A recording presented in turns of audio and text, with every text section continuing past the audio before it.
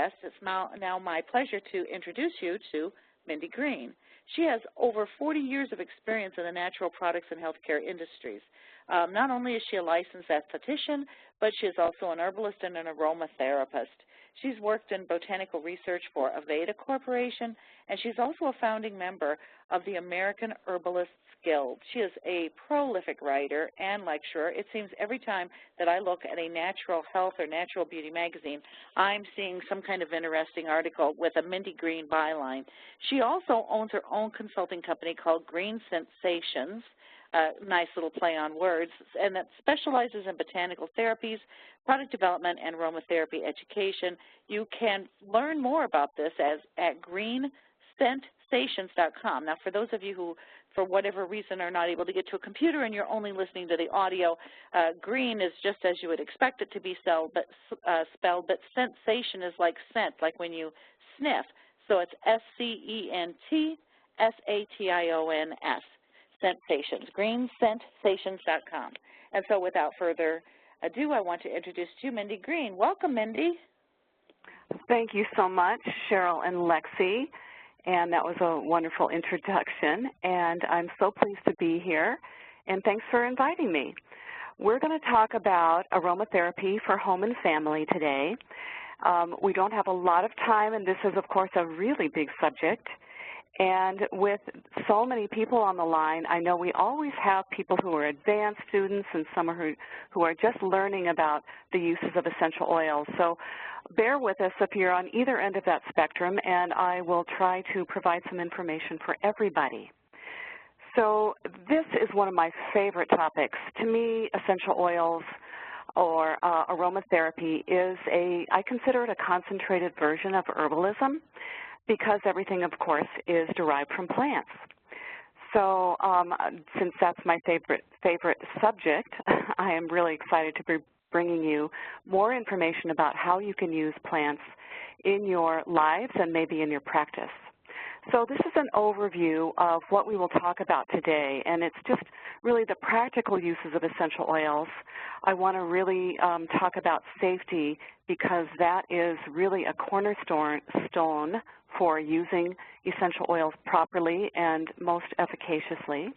We'll do a very brief materia medica on the top 10 essential oils that you might consider incorporating into your daily lives, into your first aid kits, and so forth. A little bit on formulations and blending, some practical home applications, a little bit about the carrier oils that you will be diluting the essential oils into, and then some further resources, since this is such a short time for us to learn together. So just a touch about the sense of smell and how it affects us.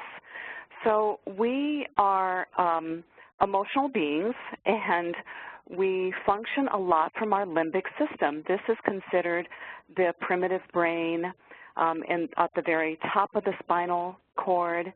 The olfactory nerve is the first cranial nerve, and it is where emotions are processed and where olfaction is processed in the brain. So if you, without going into a lot of detail about all of this, there are books and books written on this subject, but the main point that I want to get across to you is that if you learn nothing else about aromatherapy today, know that it is very, very helpful in reducing stress. And once you are able to reduce stress, then a lot of other physical, emotional, psychological ailments can fall into a more corrective state. So when you think about what happens when you smell something that you like the aroma of, is that you take a deeper breath. And the simple act of breathing more deeply can also help relax the body. There are lots of traditions and centuries of practices of breathing, be it meditation or yoga or whatever. So just know that smelling something that you like the aroma of allows you to take a deeper breath. Not only that, but the constituents of the aromatic molecules that you are smelling come into contact in the brain, and they do a whole host of things without getting too technical, and from releasing neurochemicals and hormones into the body, but they really can help us to relax or stimulate or whatever it is that we're trying to do, and that is all based on the chemistry of the essential oil that we're smelling. So that's just a little introduction on olfaction, and I'm sure you all have many stories of your own where you smell something that brings you back to a memory of childhood or something else. So I really suggest that if you have a memory association that you find really pleasant, that you try to incorporate that aroma into a stress-reducing practice, if you will. Okay. Oops, not advancing. There we go. All right. So these are just basic guidelines. And just to let you know that essential oils are obtained from aromatic plants. They're the fragrant fraction of plants, and they are isolated, so they're not like using whole herbs, but they are derived from whole herbs. And if they're not diluted down or adulterated, then in many circles they are considered whole treatments. They are very highly concentrated. In fact, sometimes one drop can represent ounces and ounces, if not pounds, of plant material. So it's best that if you choose to take them orally, you must know a lot about them. So you have to be under the care of somebody who knows what they're doing. Maybe if you're experimenting on yourself, you might want to do a whole bunch of research and make sure that, first of all, that the plant that you are choosing to use is safe to use even as an herbal tea. So unless it is specifically studied for internal use and it is biotyped, then it's best recommended that you don't take essential oils orally. Don't use them undiluted. So there are always caveats here. You can maybe put a drop of undiluted lavender oil or tea tree on an insect bite or something like that. But for the most part, common sense comes into play. If you have a burn, and lavender oil we know is very good for burns, you don't apply lavender oil undiluted over your entire body. So just some common sense. We're going to talk about dilutions and the safe ways to use essential oils. So if you do happen to overuse an essential oil, and probably one of the best examples of this is in the bathtub. If you've used too many drops of essential oils in a water medium where your body is hot and it's being absorbed really quickly, like in a bath, then just get out, rinse with cool water, get out of the water, and dilute with a plain carrier oil, even something as simple as olive oil. So it doesn't help to really soap up that area and try and wash it off because it is already absorbed in the skin. So whether you accidentally splash a little in your eye, you can drop some carrier oil into your eye or put a Q-tip in some olive oil and hold it to the corner of your eye.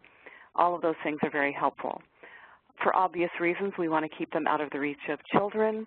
We want to avoid the eyes, the ears, any other orifice with mucous membranes. And to be ultra safe, we want to avoid the use of essential oils in the first trimester of pregnancy. And after that, using the oils that are derived from flowers are the safest. Their chemistry is very, very safe. But you always want to wait till after the first trimester of pregnancy.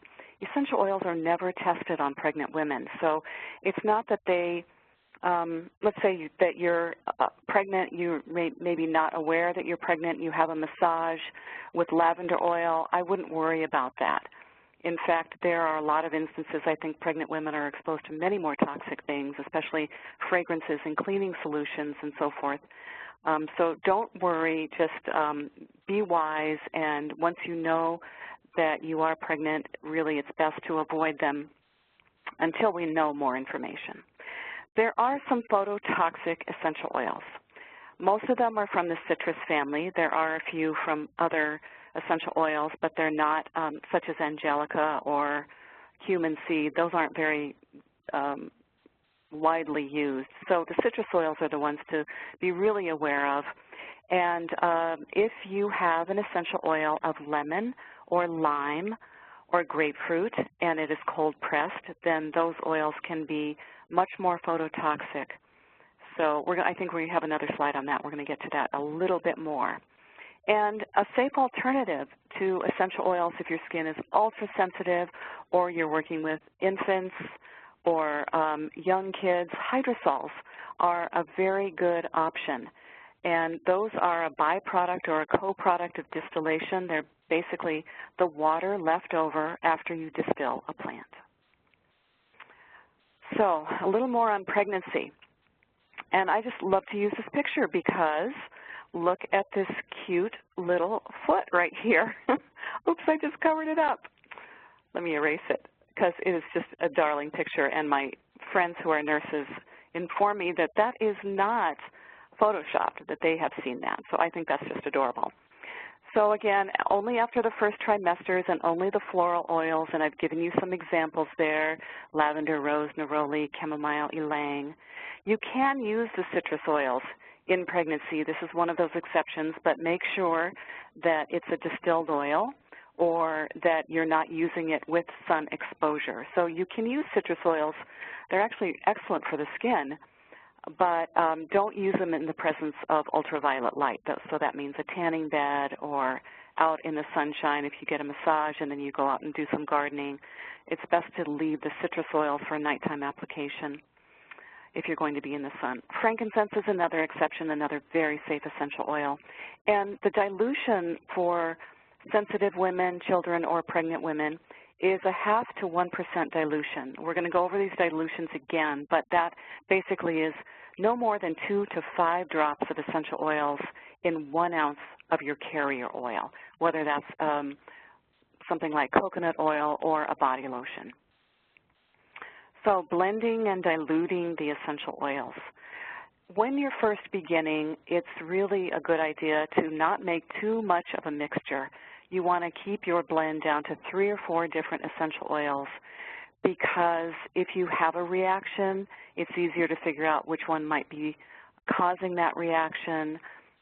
If you blend too many at once without a lot of experience, the aroma can smell a little muddied or not very cohesive, or you're maybe not familiar enough with the essential oils to know which ones have a very high odor intensity and which ones drowned out the scent of other oils. So just keep it simple. In fact, there's absolutely nothing wrong with using a single note or just 1 or 2 oils together. So you want to apply low dilutions in your preparation. We will get to more information on that. The use of neat oils, which means undiluted, is rarely tolerated. And I've had students in my classes that say they've accidentally done things, and some don't have a reaction and others react horribly. So everyone has their own level of sensitivity and tolerances to specific plants. So it's best, especially if you're starting out, to use very low dilutions, almost homeopathic instead of heroic doses. So use some common sense. If you're treating something and it's not responding, you definitely should seek some medical advice. And I also want to encourage you to avoid what I call the more-on theory, which is when it doesn't work, don't put more on. Don't try to make a stronger blend. In fact, in many instances, a weaker solution is better. And sometimes people, this happens in the herb world too, but if you put too much lavender essential oil in your nighttime bath, thinking that the more you have, the more relaxed you'll feel, it can sometimes act in an opposite way where you'll feel a little more stimulated. So don't think that more is better, and keep in mind how much plant material is represented in 1 drop of essential oil, okay? So dilute appropriately for the application that you're using, and take into consideration who you're making this blend for. If this is a person who's very sensitive or young or old or convalescing or whatever. So we're going to talk about the applications a little bit more as well, but these are your basic dilutions from 0.5% to 2%. So just for the sake of those on the call and not being able to look at the slides, I will explain that 2 to 3 drops of essential oil in 1 ounce of carrier makes a 0.5 or a 0.5% dilution. So 5 drops in an ounce of carrier oil makes a 1% dilution, and 10 drops makes a 2% dilution. So that's fairly easy to remember, and if it's really confusing for you, write yourself a little Post-it and put it up by your desk or your blending station. It's a really quick reminder.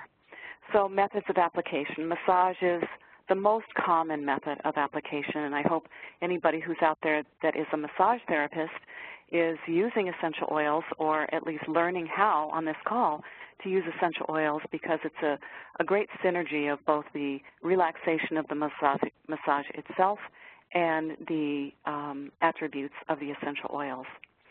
In the bath, okay, so I talked a little bit about this already. In the bath, you want to use no more than 8 drops, 2 to 8 drops, depending on what essential oils you're using and who's in that bath water. So I've used, say, 5 drops of lavender oil on a young child in the bath. And with kids or people with sensitive skin, it's always good to put that essential oil in a little teaspoon of carrier oil before applying it to the bath water. It just helps it to be a little more dilute in the water, and since essential oils are lipid soluble, they're fat loving, they're seeking the fat to absorb into. In a water medium, that's your skin. So they tend to be a little more irritating in the bath than they are in a massage oil. So simply adding that to a little bit of carrier oil will mitigate that irritation.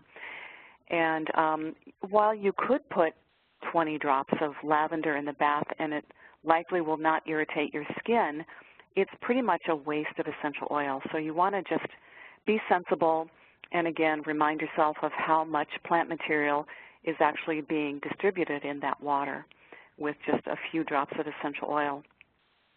So know that anything that's minty smelling or citrusy smelling, whether it's a lemon or lemon eucalyptus or lemon myrtle or any of those oils, anything that smells like lemon, those tend to be very irritating in the bath. And, of course, the other irritant oils would be some of the spice oils like ginger or cinnamon or clove. So those, I would hope, would be a little common sense for you, but that's just another note. Foot bath, no more than 5 drops in a gallon of water. Okay, so your feet, the bottom of your feet are less susceptible to irritation, I should say, to essential oils. The top of your feet are going to act like the rest of your skin.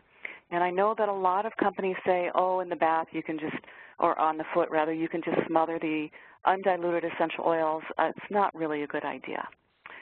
In a compress, 1 to 4 drops of essential oil in a quart of water, and then you're going to dip your cloth, washcloth, towel, whatever, and then lay that across the part of the body that you are treating.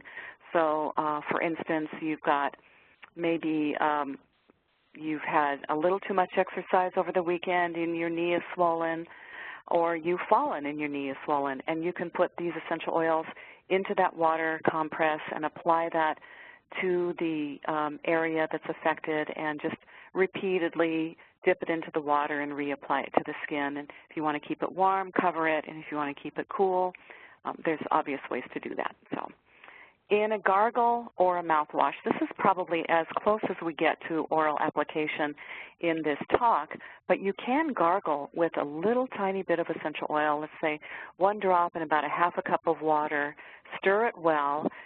Again, even put that drop with a little bit of carrier oil before you gargle, mix it well, and then gargle. If you happen to swallow a little bit, you're not going to keel over or anything. And mouthwash for gum health and to prevent cavities and so forth. But gargling at the first sign of a sore throat is excellent, and you can add a little bit of salt water to that as well for a little added benefit. As an inhalant, we've all seen the towel tent over the hot water bowl, so this is a really simple way to do an inhalation with about 5 drops of water in a bowl of hot water. And you can also sprinkle that on a tissue or a handkerchief and just breathe it throughout the day. I like to do that when I travel on an airplane. That way you're not spraying the air around you. You're getting it really close to you without affecting people around you that might not appreciate the aroma that you're using. Or you can use an inhaler or an aromatic diffuser for something that's going to go more into the room. Those are great methods of application. Okay, so we've talked about these. Facial cream is something we didn't mention, but you just follow the same dilution for, I would say, 0.5 to 1% on the face. And again, don't think more is better. On the face, your skin is a lot more sensitive. You can add essential oils to your shampoos. I don't recommend adding it to your whole bottle because it can change the viscosity, and your once thick shampoo can become very, very runny and thin. So just do it per application, a couple drops in the palm of your hand before you add your shampoo. Mix well and apply. A body mist. So this is wonderful, and there are lots of ways to use this. After you get out of the shower, or you can mist your body before going to bed if you want to relax. You can also mist your sheets. We talked about compresses, facial masks, no more than 1 drop of any essential oil. We talked about inhalation and foot baths. So we want to just start with the basics, and I have another slide coming up on a little brief one-line materia medica, so I'm not going to spend a lot of time here. But you'll notice I say chamomiles because there's both Roman and German chamomile, and you can choose either one for your kit. They have similar actions, but because the German chamomile contains azulene, it's a little more anti-inflammatory, and the Roman is considered maybe a little more relaxing. It also has a much nicer aroma, especially if you're using it for children. So if you wanted to just choose 5 of these, and for the sake of the people on the phone, I'll just name them: chamomile, clary sage, eucalyptus, frankincense, geranium, lavender, sweet orange, peppermint, rosemary, sweet marjoram, ylang, and tea tree. If you wanted to just choose 5, I would say probably the orange, peppermint, rosemary, lavender, and then the last one is your choice. I would say, frankincense or maybe clary sage, depending on what your issues are. And you'll learn more about those applications coming right up. So essential oils are a great way to supplement your medicine chest, the place where you keep all of your, maybe your aspirin, your pain relievers, your bandages, things like that. So these have great applications for anything that you would treat at home, such as burns and bites and bleeding, headaches, pain, insomnia, fatigue, cold, flu, sore throat, allergies, things that you wouldn't rush to the doctor for. So that is a great way to start learning about essential oils and experiencing them. And there's no better way to learn about them than to experience them. So here's your little one-liners. Chamomile is a great antidepressant. It's relaxing. It soothes mind and body. Clary sage is a great antispasmodic. It's great for menstrual cramps, for PMS, for postnatal depression, actually any kind of depression, but especially the kind that accompanies fluctuations in hormonal shifts. And it's especially nice for postnatal depression. Eucalyptus is a great respiratory tonic. It's antibacterial and antiviral, and it's surprisingly effective on insect bites. Anything that's kind of stingy and itchy, it works really well, as does lavender and tea tree, even rosemary. So frankincense, the quintessential meditative aid, is grounding, anti-inflammatory. It's great for wound healing and sprains and pain, and it is also a great respiratory tonic. All of the trees and the resins are really good respiratory tonics for your diffuser or your inhalation. Geranium is a good balancing essential oil. It's one of those oils, I like to combine it with lavender because they both seem to be good sort of balancing agents and kind of work both to either uplift or relax depending on what is called for. It is a great antifungal, and it's a wonderful substitute for tea tree if you don't like the smell of tea tree. I'm not a huge fan myself, so I've always been in search of something, and geranium is great. Palmarosa is another one. It's not on your list, but that's another great antifungal, as is lemongrass. Also not on your list. Lavender is it's why we say when in doubt, use lavender. It is the quintessential first aid remedy. It really does address almost everything that could go wrong or that you might need in a first aid kit. It's anti-inflammatory. It is the best remedy for burns. Tea tree is also good. Sometimes a combination is good. It's good for sore muscles. It's great for skin care. It's good for bites and stings and abrasions. It's a good antiseptic. When in doubt, use lavender. Marjoram, and this is the sweet marjoram, not the wild marjoram, not the Spanish marjoram. Those are actually in the genus Thymus. So this is Oregana majorana, or sometimes called Majorana hortensis.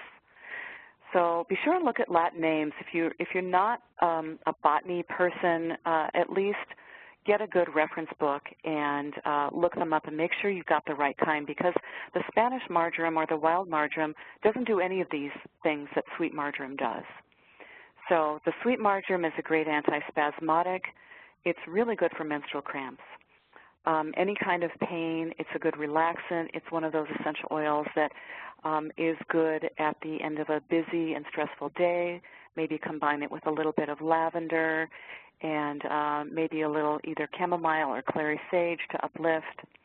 Those are all great combinations. Speaking of uplifting, orange is also excellent. And it uplifts the mood without stimulating the body. It is an essential oil that's high in one of the functional groups of chemicals called aldehydes. And all of the essential oils in that group are also antiviral. Orange doesn't get a lot of press on that, but it's such a safe oil. It's non-phototoxic, even if it's cold-pressed. And it's safe for kids. You do have to be careful with it being a little bit skin irritant, as are all the aldehyde oils. So be cautious of that. And all the citrus oils, by the way, are best kept refrigerated when they're not being used daily. Orange is a great antiseptic, so you don't have to get exotic or expensive to use an essential oil for things that you might think require something more rare and maybe off this continent or something. But orange is a great essential oil. It's a nice combination with lavender for children as well. Those two are really safe. Peppermint, be cautious in the bath of this one. This can feel very cold to your skin. Because it does interrupt those pain sensors, it is a good remedy for pain. Any kind of pain, whether it's impact injury or sore muscles or arthritic pain. It's good for itching, so whether that is an insect bite, a bee sting, poison oak, or ivy, one of those very nasty, irritating things. It's a good analgesic, too. It helps to numb. And it's good for digestive worries. You can use it externally on the skin, and in fact, there's a lot of research on peppermint being used for irritable bowel syndrome in an enteric-coated oral preparation. So keep your eye out for those kinds of things. They're quite easily found even in regular drugstores. Rosemary, great for skin repair, especially the verbenone type if you are up on your ketone, your chemotype oils. And verbenone is a ketone, but that's one of the reasons it's great for skin repair. It's also a good circulatory tonic, so it's good for massage. It's a mood stimulant. It's good to, it's sometimes called a study buddy, because if you are sniffing the aroma as you study and you are able to sniff the aroma as you take your exam, research shows that you have better recall. Tea tree is a well-known antifungal agent. It's a great anti-inflammatory. It's for burns and bites and all skin problems.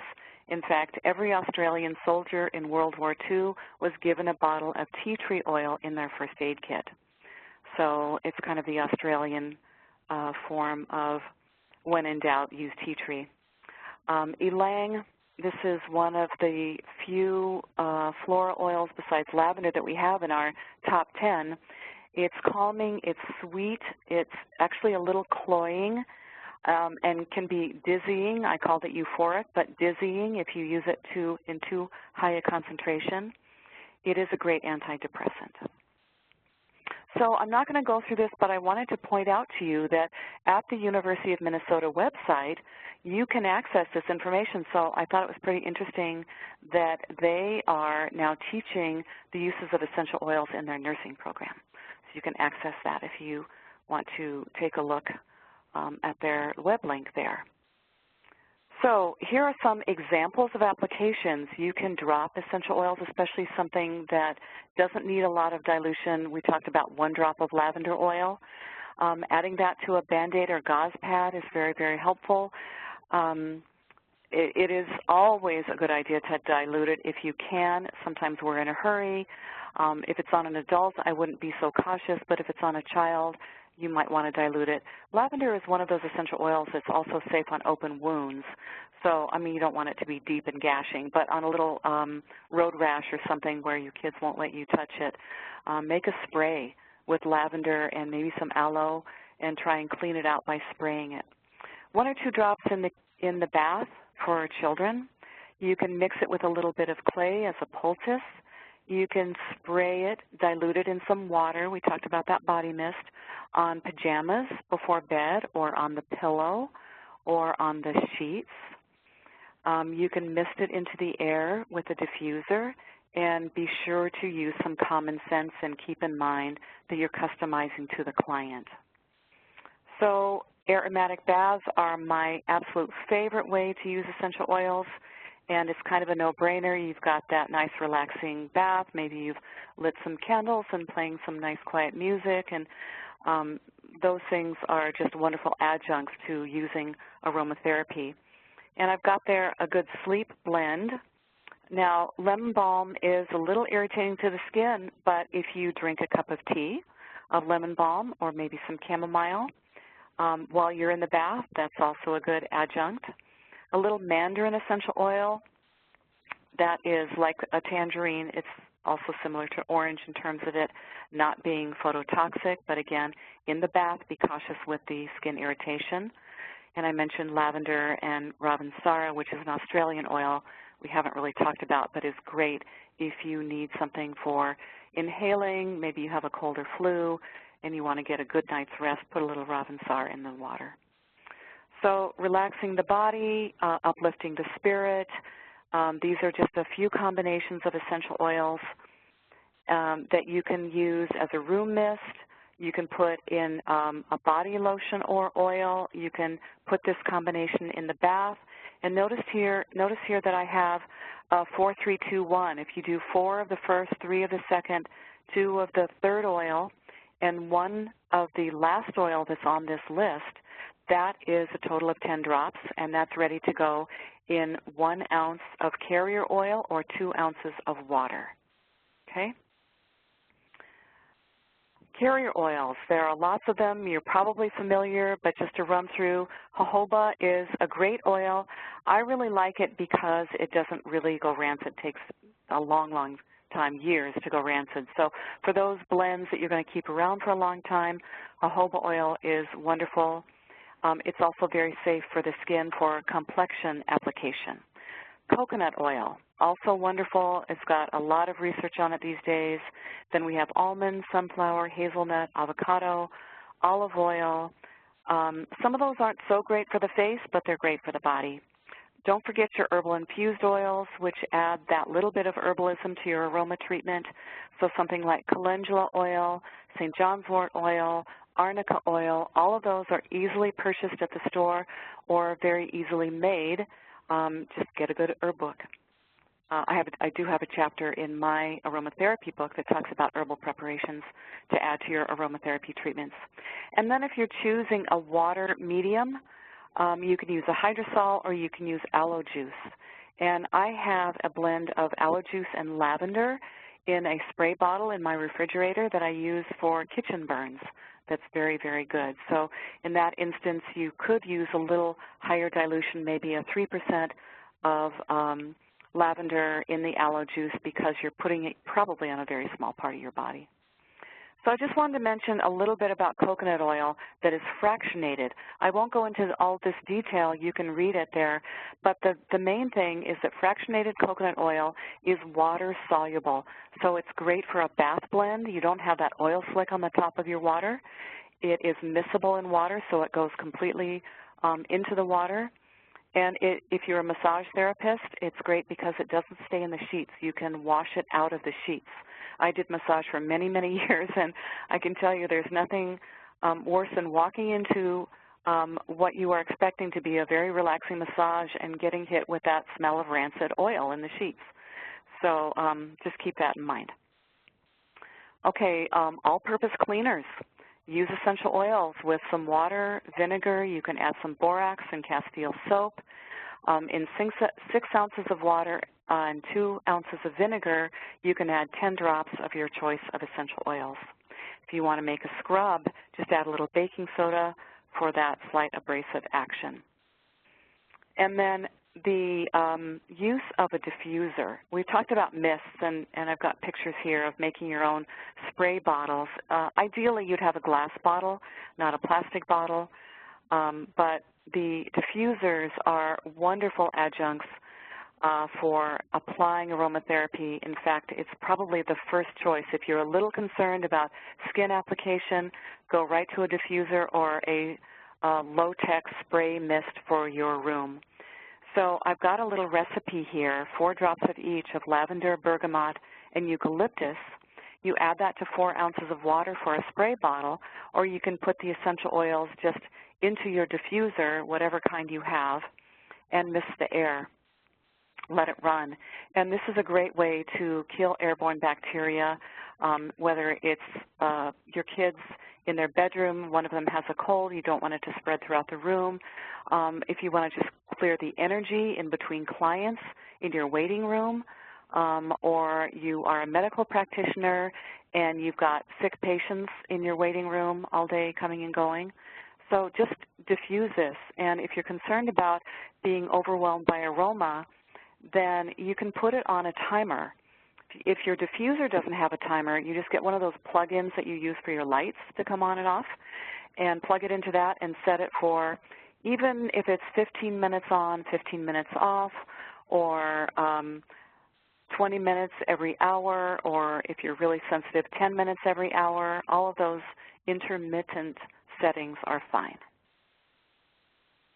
And here's a way to make your own inhaler. You can buy these shells at most places. If you have a local herb shop in your area, and there are a lot of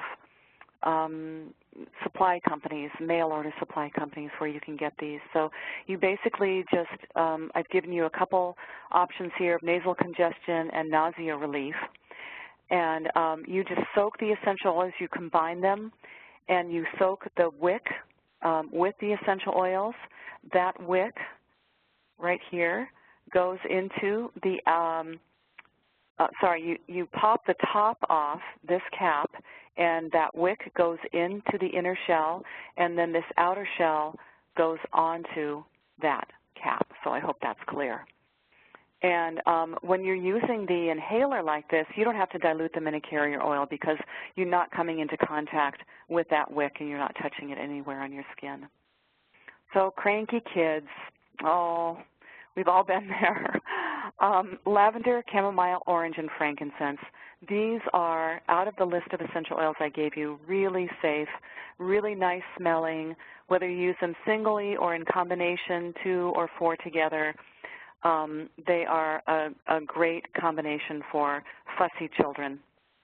So whether you're doing bath blends, what I used to call for my kids magic sprays, massage lotions, or in the bath, don't forget to use diluted essential oil in a little carrier oil in the bath. And with infants, like this little tyke here in the picture, you might want to choose a little bit of this combination for the night clothes in a spray bottle, or if your little one is very sensitive, you can massage the feet. You can maybe massage the legs, but I'd keep it away from the hands and where they're going to rub their eyes. And don't forget herbal baths. Most people don't know that an herbal bath for infants is a wonderful substitute for using essential oils with really sensitive kids. So just brew that cup of lavender, or cup, like a cup of herbs, lavender, chamomile, lemon balm, catnip. Those are all great herbs for kids in the bath. Muscle relief. So I've given you a little bit of idea here on why we've included these together: lavender, frankincense, rosemary, and peppermint. You can do a 2% dilution and maybe choose an arnica gel or an arnica oil instead of just a plain old carrier oil. I think I have a few more slides and I'm running out of time, so I'm going to go a little more quickly here. Hormonal depression, we talked about the clary sage, orange and frankincense for uplifting, and the frankincense for grounding, geranium for balancing. You can add this proportion, this whole recipe, to 1 ounce of massage oil, or use this in the bath, not the whole thing, but maybe add that to some carrier oil and use that, maybe 2 teaspoons of that solution in the carrier oil into the bath. You can also put this on a handkerchief and inhale it, and don't forget your herbs. There are great things for hormonal depression in the herb world. I've listed here EPO, which is evening primrose oil, St. John's wort, Vitex, saffron, which has, I know it's an expensive herb, but it doesn't take much. Bastyr University did a great research project on it. You can look at their website for it. Just Google saffron and Bastyr, you'll find it. Rose, whether it's roses, you're making a tea out of roses and drinking, and don't forget the nervines, milky oat, skullcap, lemon balm, chamomile, all of those things are great. Menstrual cramps. I used to have an aromatherapy company. I made this combination, called it Moontime Oil. It was really a wonderful blend, and you can just simplify this blend by doing 2 drops of each of lavender, geranium, sweet marjoram, and clary sage. That's 8 drops. So if you want to add 1 or 2 more drops of something of your choosing there, you can. And put that into an ounce of carrier oil, apply it to the skin, and then put a hot water bottle over your abdomen. It's really great. You can also add this to your bath water. So in this blend, we have antispasmodics, circulatory stimulants, and anti-inflammatories. So for fatigue, again, this blend of eucalyptus, rosemary, geranium, and peppermint in an ounce of carrier oil. Don't forget your adaptogens and your tonic teas. Support your adrenals. Get some good restorative sleep. Cut out the caffeine. And so we're winding down here. It's a good thing because I'm running out of time. Common uses. So these are maybe blends that you'd like to combine and have in your first aid kit for the common things that, again, that you would treat at home and not run to the doctor for. So we have blends here for nausea, pain, anxiety, insomnia, PMS, and headache. There are 3 essential oils each. You can do proportions as you like. Keep in mind that the mint has a strong aroma and also has a very strong action, so go a little lighter on that one. But just use the blends in the proportion that you like. So first aid blends we've talked about. External applications, hopefully you have a little more information now to use in your bath, your body lotion, in massages. And by the way, one of my favorite things, instead of using essential oils in the bath, I put my massage oil all over my body after I skin brush. Skin brush, massage oil, then get into the bath. And so it really helps to make those essential oils absorb directly. You're not losing a lot in the bath water. It's one of my favorite things to do, and it feels like it just gets in a little more effectively. Diffusion into the air. Try some OTC products, some products that are already blended together, over-the-counter products of essential oils. There are inhalers out there. There are ready-made mists. There are lozenges. There are companies that combine essential oils in a very responsible way, in a very effective formulation for oral use. Those I would be fine with as long as you follow the directions on the label. So don't just go start willy-nilly making your own blends for oral use. But if you find those responsible products, they should list the Latin names. Maybe they'll have chemotypes on there. Trust that company. Call them. Ask them questions. Responsible companies are more than happy to provide good customer service. So those kinds of things are just fine. You want to increase your personal experience. You want to have safe and fun experimentation, and hopefully you will gain some experience and be a lot more excited and feel more ready to use essential oils in your daily lives. I wanted to point out a good reference book for safety and toxicity. If you are a professional and you are using essential oils, I would say this is essential in your practice. It's a little pricey, but it's well worth it as a reference book. And I want to thank you all for your attendance, and I guess we're ready now for questions. Well, thank you so much, Mindy. What an incredible presentation. I admit going into this, I only knew the barest minimum about aromatherapy myself, and I feel like this is just an incredible introduction. Thanks so much, and we also have quite a few questions in the queue. So let's get started. I will start, let's see, getting my Q&A box to open. What kind of oils would you use to gargle for a sore throat? Okay, great question. I love the citrus oils. You can use lemon or you can use orange. I'm trying to think of another one that was on our list. I'm just going to go back up to our list here. You really can use almost any of them. Frankincense, although it doesn't taste great, is pretty good. Here's my list here. Eucalyptus would be fine. And a tiny bit of peppermint. Be careful with the peppermint. If you're going to do a gargle, I would say make a blend. You can use the orange, the peppermint, and maybe tea tree. Again, doesn't taste great, but it's very effective. Or eucalyptus. Make a blend of those, and then put 1 drop of that blend into your gargle. All right. Let's see. What's our next question? Do essential oils have an expiration date, or do they go rancid? That's another great question. I talked briefly about the citrus oils being stored in the fridge. Any of the oils that are high in terpenes, like the citrus oils, the pine, fir, spruce, tree oils, those have the shortest shelf life because they start to smell like you would expect turpentine.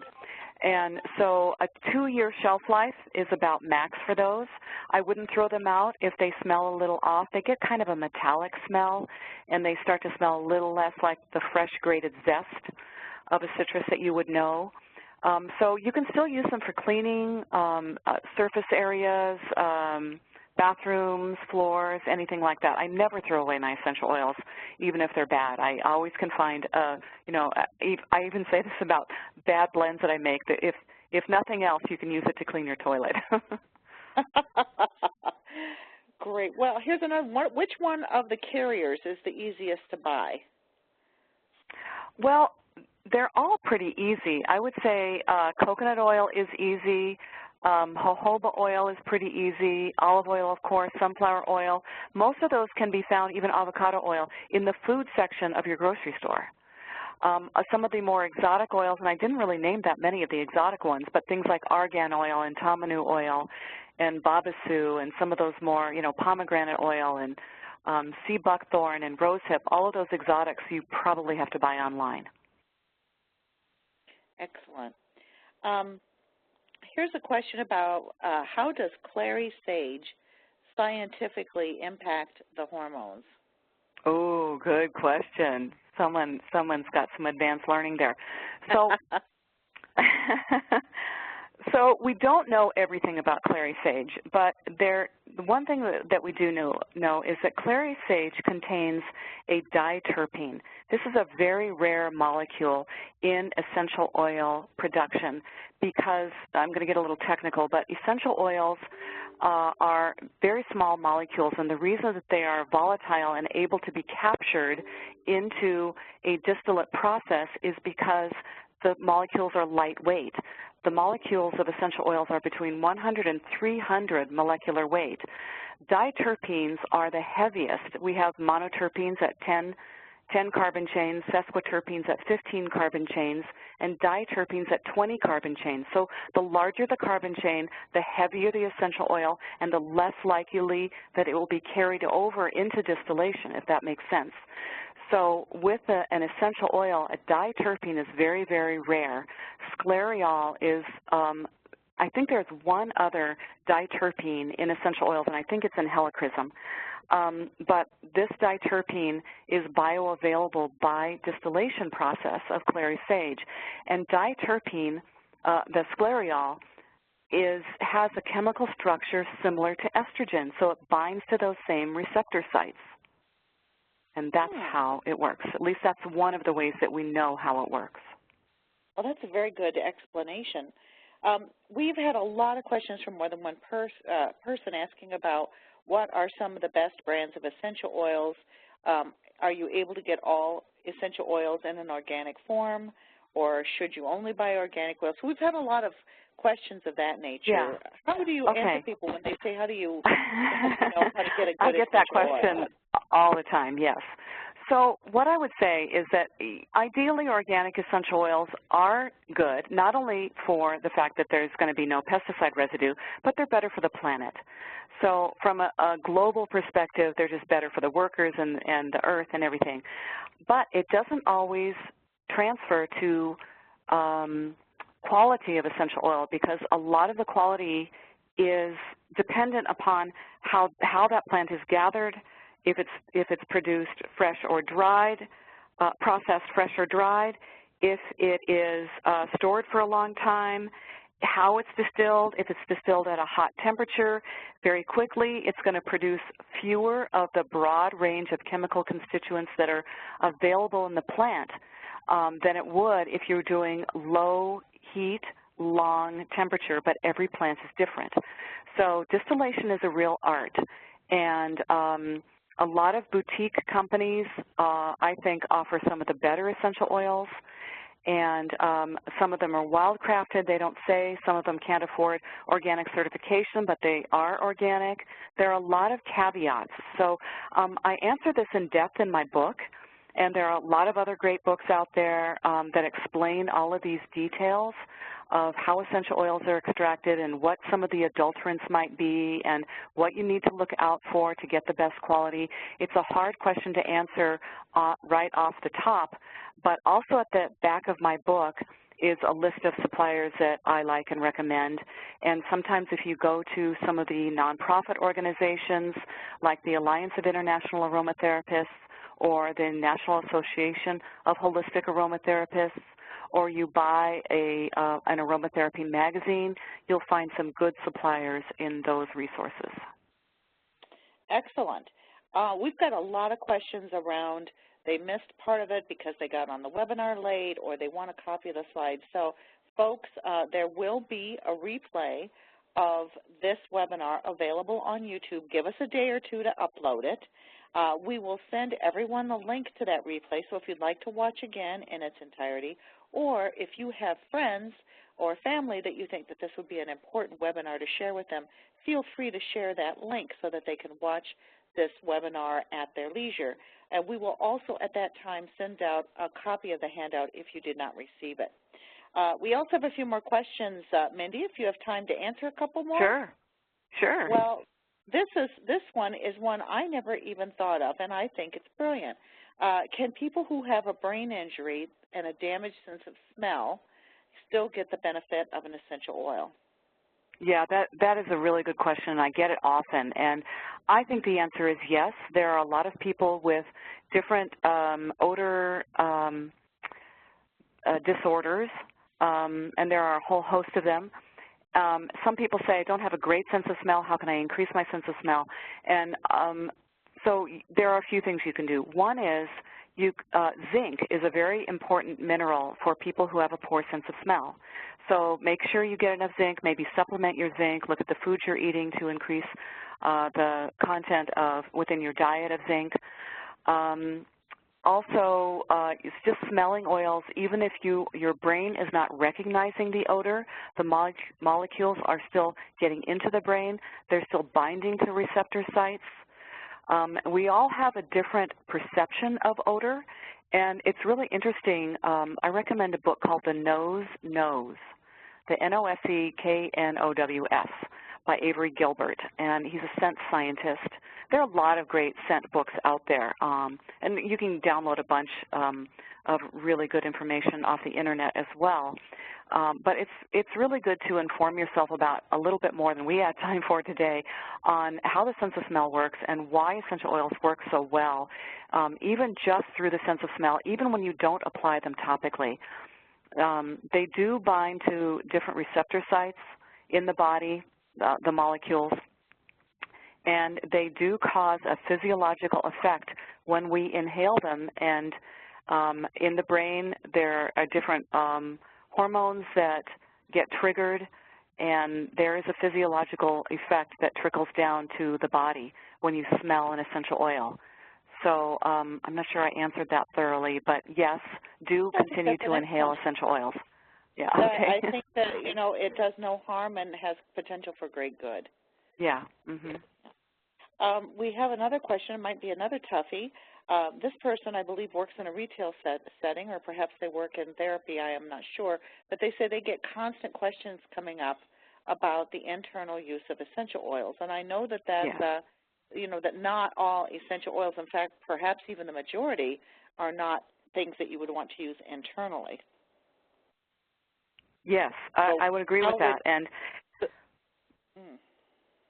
I'm going to answer that with, by reiterating what I said a little earlier at the end of my talk, which was if they're already in a capsule and they're made by a reputable company, I am a lot more comfortable with that delivery system than I am with dropping essential oils out of a bottle and dosing yourself. So that's never a good idea. And it requires, like I said, a lot of personal training, a lot of experience, and a lot of information about who you're treating. If you don't have a good mastery of herb-drug interactions and specific sensitivities, it's not a good idea to do it. So I would rely on a pharmacy-made kind of thing. And by the way, if anyone listening has traveled to European countries, you can get over-the-counter essential oils in capsules at almost any pharmacy in Italy, Europe, France. I've been to Germany. I've been to all of those countries where I've gone into a pharmacy and purchased essential oils over the counter for a wide variety of things, and they're all in capsules ready to take orally. They're in blister packs. They're very professional, especially in Germany, of course, which has a very strong phytopharmaceutical legislation in place. So those kinds of things I'm much more comfortable with. Okay. Do you have time for two more questions? We have two more in our queue. Yeah. First is, what is fractionated coconut oil and where do you get it? You can buy fractionated coconut oil at the store. Anything that's liquid is fractionated coconut oil. So I don't mean when it's warm and hot on the shelf and it's liquid and you bring it home and it gets hard when it's cold. So the fractionated coconut oil never hardens. And if you go back to my slide where I had a whole bunch of information about it that I didn't really have time to talk about, it explains it a little more thoroughly in that slide. But basically, they have removed some of the heavier compounds that make the coconut oil solid, to put it very briefly. Okay. I take it back. We had three more questions. What type of margarine does it have to be? Spanish margarine? No, it has to be sweet marjoram. Spanish marjoram and wild marjoram are not correct.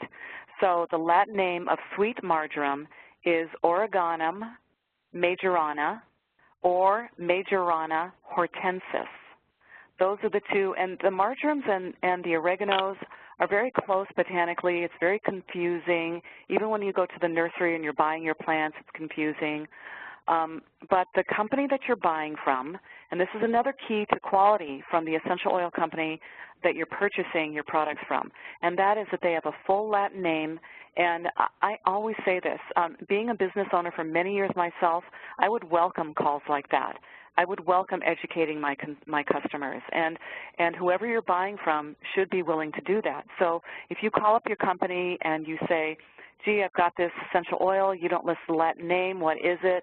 If they don't know, I would move along to somebody who knows their product a little bit better. Excellent. This is one I think it should probably ask it quite often as well. Are essential oils safe to use on pets? Yes and no. um, the first thing I would take into consideration is the weight of the pet. The next thing I would take into consideration is that dogs and horses have a different metabolism. They process essential oils a little bit better. I would not use essential oils on cats. They don't have the liver enzymes to detoxify. There's a story of a very well-intentioned, loving pet owner who put pennyroyal on her cat to rid the cat of fleas. The cat licked its fur, got internal pennyroyal, and died. So, you know, cats are like infants. What do they weigh, 10 pounds or something? So I would be really, really cautious with your pets. And, you know, I know dogs that weigh more than I do. So, you know, treat them kind of a little bit more like people based on weight. And the safest way to treat your pets is in a rinse-off product like a shampoo. There are lots of pet products already made out there with essential oils in them. Rather than self-dosing your pets, I would start with products like that and see how your animal tolerates it. But there are lots of tea tree shampoos for dogs and things like that.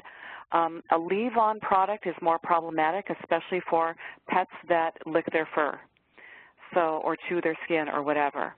But you can, and you know, it's a big, long kind of answer, but that's my short summary.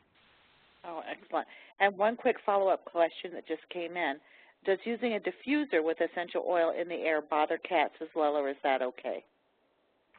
Well, I would watch their behavior. I'm not a pet owner myself because my husband's very allergic, but I would say that I have, from my pet-owning friends, some of their cats are sensitive and others of their same cats in the same household are not. So I would just watch for their behavior changes. And catnip would be an interesting essential oil to diffuse. They do make a catnip essential oil, and it's surprisingly lemony smelling. Well, I do have cats. Maybe I shall give that a try, and I will let you know. Yeah. Well, and you might try with just low-dose diffusion, you know, 10 minutes at a time. Okay. All right. Well, I just am scanning through to make sure I didn't miss anything. So thank you so much, Mindy, for taking time out of your busy schedule to spend some time with us to help people better understand aromatherapy. We really enjoyed it. I want to share with you that many of the questions in the Q&A and chat box were not questions at all. They were thank yous and accolades for your presentation. So I hope you'll come back and join us again. Oh, well, thank you, and thanks to your audience for taking time out of their busy lives. And I crammed a lot in, and I spoke really fast, and thank you for your attention, everybody. And I hope that you now feel armed with enough information that you can move forward with your use of essential oils. So thanks to all of you. Thanks, Cheryl. Thank you. And I want to remind everyone that if you want to listen to a replay of this, probably within the next day or two, it will be posted on YouTube. Just go to the Terry Talks Nutrition YouTube channel. Additionally, if you would like more information about natural health, sign up for a free weekly newsletter through Terry Talks Nutrition. At that website, you can also have links to recordings of past seminars, and there is even a space where you can ask Terry Limeron directly your own questions. We assure that we do not ever sell email lists, and we will not bombard you with information, but these are some excellent links if this is an area of interest to you. Our next event on March 8th, Nothing to Sneeze At, Safe and Effective Allergy Relief by Dr. Peter Jostling. And on Thursday, April 7th, The Missing Link, Inflammation and Mental Health with Dr. Adrienne Lepresti. So I hope that you will be able to join us for these most excellent events. I'm looking forward to them as well. These are both very specific presentations about real ways that we can use natural methods to intervene to make people healthier, safer, and happier. So I thank you. And I just want to add, Cheryl, I just want to add that I've attended a few of your webinars myself, And your information was fantastic, and you guys offer so much wonderful stuff. I really encourage everyone listening to join that newsletter and get those announcements because it's really worth it. Oh, thank you so much. I appreciate that. Well, and thanks to all of you for attending today. I hope that we will be back in communication again soon when you join us for another educational webinar from Terry Talks Nutrition. Until we meet again, good health to you. Bye-bye.